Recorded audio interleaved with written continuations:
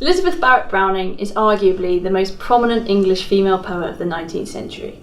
By the time she was just 10 years old, she had devoured some of the most influential works of literature and was keen to develop her grasp of languages other than her own.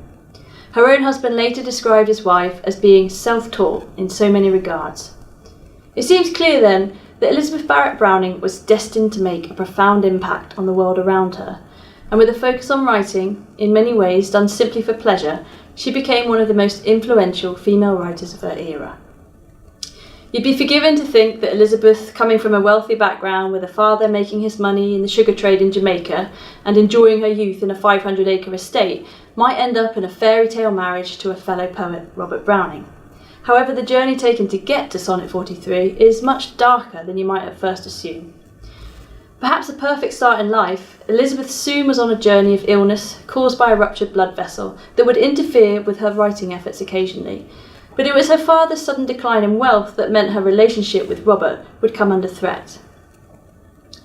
One of Robert Browning's first piece of correspondence to his future wife was after reading some of her work.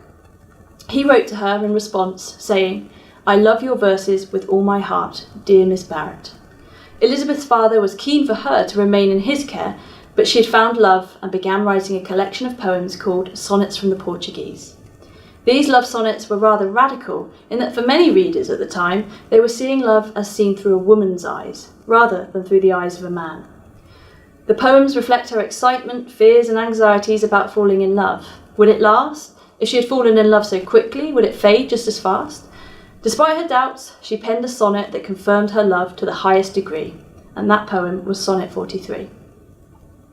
Marriage and motherhood would not stop Elizabeth from working on her drafts, and 3 years after her marriage to Robert in 1846, she showed the complete collection to her husband, who insisted they at once be published.